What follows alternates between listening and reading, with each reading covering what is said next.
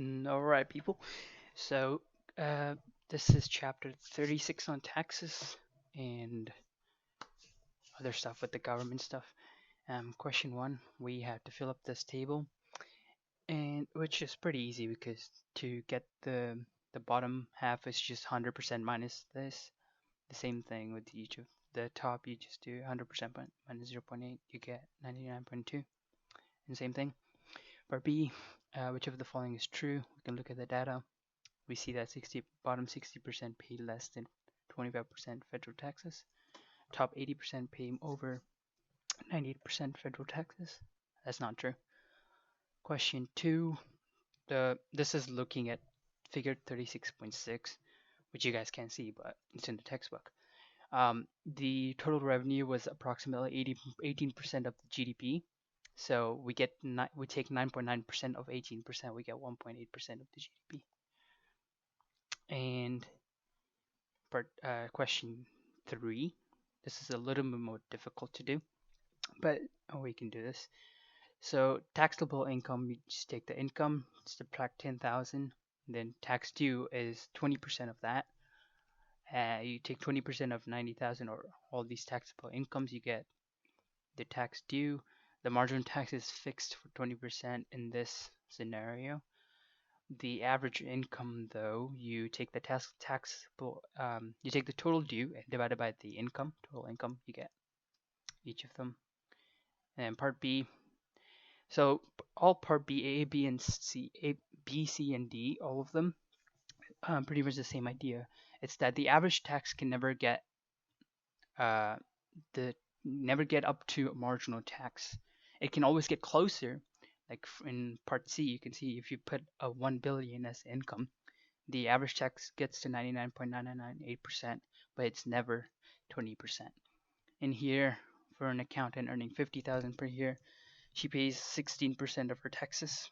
So 50,000, she pays about 16%. So yeah. Hello and welcome to this portion of the Chapter 36 lab. So question 4 asks, in these two situations, who benefits more, the elderly or the poor? These two situations are federal government transfers of cash and federal government purchases of healthcare. So let's take a look. So with both situations, the elderly benefit more from both federal government transfers of cash and federal government purchases of healthcare. So with the former, this shows up in Social Security. Social Security is the largest expenditure of the US government and ensures that retirees can earn cash benefits based off of their lifetime work. With the latter, the federal government offers more medical support for senior citizens through Medicare, which is a more extensive and more costly program than Medicaid, which covers poor and disabled healthcare costs. So even though the poor and disabled are still covered by the federal government on some things, the elderly are covered for more. In question 5, we are asked to identify who receives a greater net benefit from Social Security. Women or men, married couples or singles, people born in 1910 versus people born in 1965, high-income earners or low-income earners. The first group in this is unclear who benefits more because it is an arbitrary value, and the federal government does not base Social Security benefits off of gender. The other three factors do affect Social Security benefits.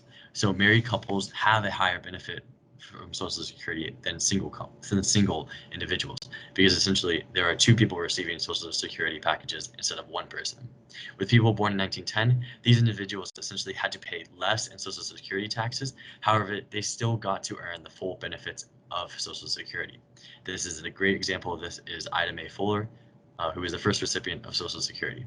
Finally, low-income earners benefit more from Social Security because they are the reason why Social Security essentially exists. High-income earners have no need for a social net, so they can live off of their cash reserves easily, whereas low-income earners needs a monetary base to fall back on in retirement because they are not earning an income. So we can see that low-income earners will benefit more from Social Security. Thank you, and I really hope you enjoyed this lab.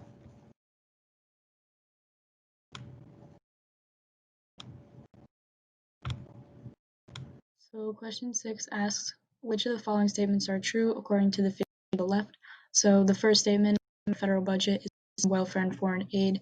This is false because the largest category is actually Social Security at 24%.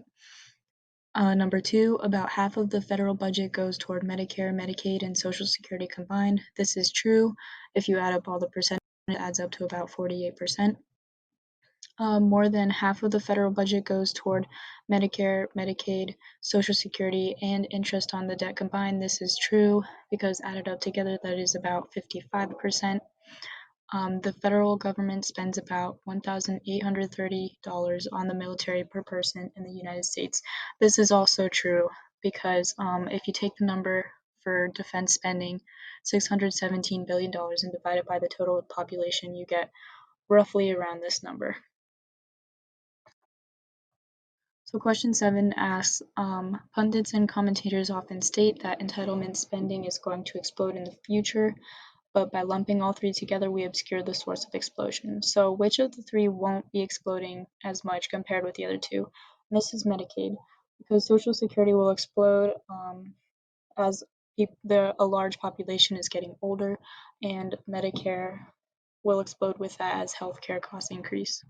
Which category of federal spending is projected to actually decline in future decades? And this is defense. So for question 8, part A, workers supply labor and firms demand labor. And then with part B, you can see that's where the equilibrium wage for workers lie, and that's where the equilibrium quantity of employed workers lies. With part C, with that payroll tax, firms will be less interested in hiring workers, and that will cause the demand to shift to the left, which you can see visibly here. And because of that, workers will take home lower wages than before because of that payroll tax. And then with E, when you have that supply curve, it's what that implies is that it's really inelastic, or in this case, basically a vertical line, because people need to work regardless of how much they take home in situations like this. So because of that inelastic vertical line for supply, what ends up happening with that payroll tax is that there's a fall in the wage of workers, but from the original, the quantity of employed workers does not change. With 9, it's pretty simple to do the math, and as you can see, you fill it out with C30, C30 for those two in C40, and then you add that deficit onto the debt, and you get these numbers.